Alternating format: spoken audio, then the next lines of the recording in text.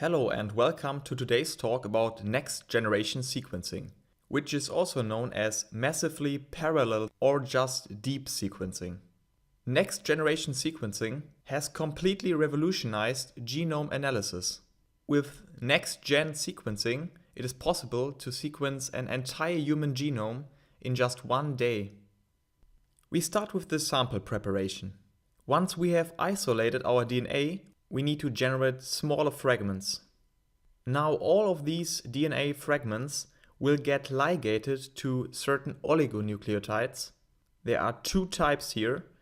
These include sequencing binding sites and also an additional complementary sequence which can then hybridize to the flow cell.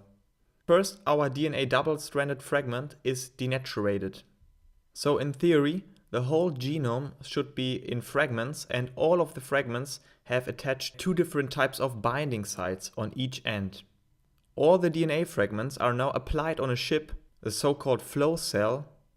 And as you can see here, there are two types of complementary sequences, the blue ones and the red ones in our example.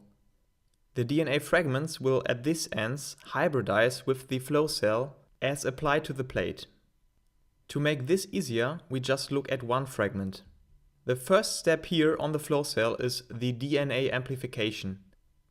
By polymerase chain reaction, the complementary sequence to our single-stranded DNA fragment is synthesized.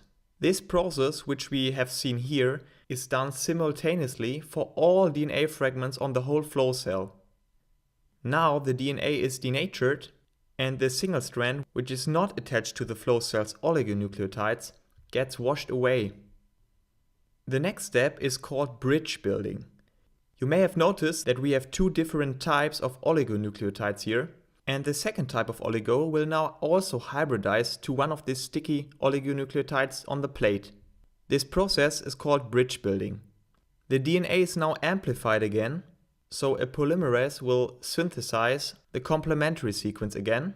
This whole process is called bridge amplification. The DNA is denatured, but now you can see that both fragments stick to the plate.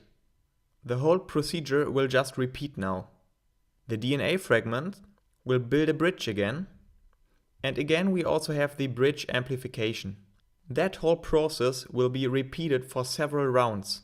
And this here is the result. So out of one DNA fragment, we generated multiple copies by PCR. We have reverse and we have forward strands from our copy here. One of these strands here is cleaved now, and sequencing can begin. For sequencing, we just look at one copy now. As mentioned in the beginning, a primer can bind to the oligonucleotides. So this is a sequencing binding site here. Sequencing is now done with specific nucleotides. These nucleotides in this case are fluorescently labeled. Only one of them will fit. In this case, the T. The fluorescently labeled T will then be excited by a laser, and the fluorescent signal is obtained. This is done with a color code, so we know that in this case blue is T. In the next case, the A will join. Again, the fluorescently labeled A is excited, and we will receive a signal again, this time an A. This whole procedure is done for all of the nucleotides, one by one, and this is how we get the sequence. For simplification purposes, we just looked at one of these copies. Now notice that due to PCR we have several copies, so many light signals are obtained simultaneously. The last step now is the data analysis. So here informatic tools are required. The whole process of next-gen sequencing generated millions and billions of reads. These reads are now overlaid and compared to a reference genome. And by this overlay we can now generate the whole genome sequence. This was it. I thank you very much for watching. I put two interesting videos in the video description if you want to have further details about this topic. Otherwise, thanks and see you soon.